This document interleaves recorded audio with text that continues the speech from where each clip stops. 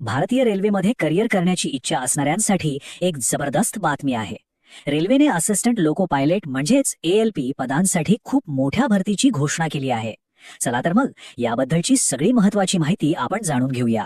तब्बल 11,127 जागा. हो, आकडा पुन्हा एकदा ऐका. 11,000पेक्षा जास्त जागांसाठी ही भरती निघाली आहे. यावरूनच आपल्याला अंदाज येतो की ही किती मोठी संधी आहे.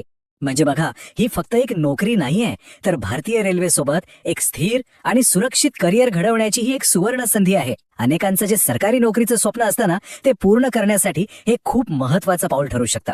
चला तर मग आता या पदाबद्दल जरा सविस्तरपणे जाणून घेऊया. म्हणजे नक्की पद कोणतं आहे, पगार काय असेल, या सगळ्या गोष्टींवर एक नजर टाकू.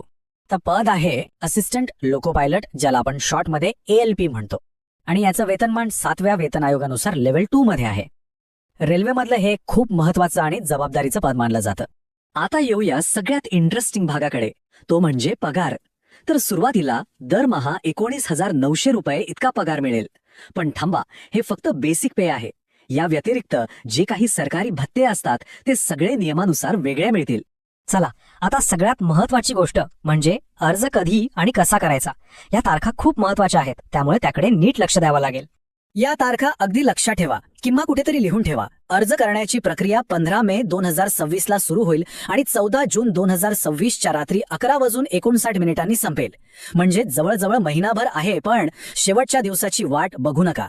ठीक आहे, तारखा तर कळल्या, पण अर्ज करण्याआधी सगळ्यात महत्वाचं म्हणजे आपण पात्र आहोत की नाही हे तपासणं.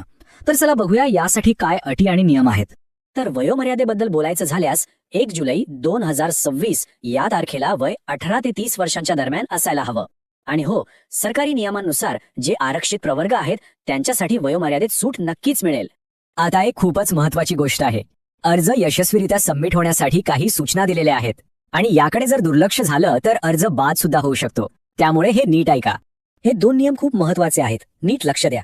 पहिलं, आधार कार्डवरचं नाव आणि जन्मतारीख ही 10वीच्या सर्टिफिकेटवर जशी आहे तशीच, म्हणजे अगदी तंतोतंत जुळायला पाहिजे. आणि दुसरं, आधार कार्ड हे अलीकडच्या काळात बायोमेट्रिक अपडेट केलेलं असणं बंधनकारक आहे. या 2 गोष्टी नक्की तपासून घ्या.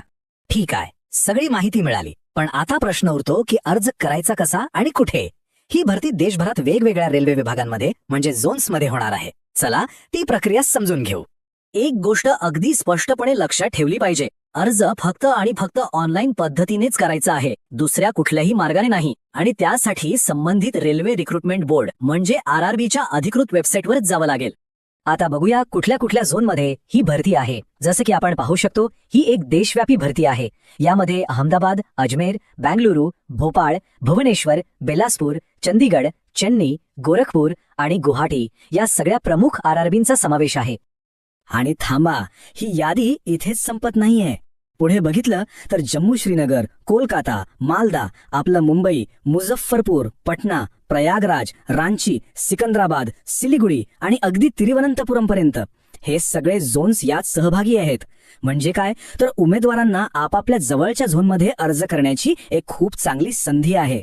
तर इतकी मोठी पदसंख्या, चांगला पगार आणि देशभरात नोकरीची संधी, हे सगळं बघितल्यावर एक प्रश्न मनात येतोच की भारतीय रेल्वेमध्ये आपलं करिअर घडवण्यासाठी यापेक्षा चांगली संधी असू शकते का. खरंच ही एक सुवर्ण संधी आहे की नाही याचा विचार नक्कीच करायला हवा.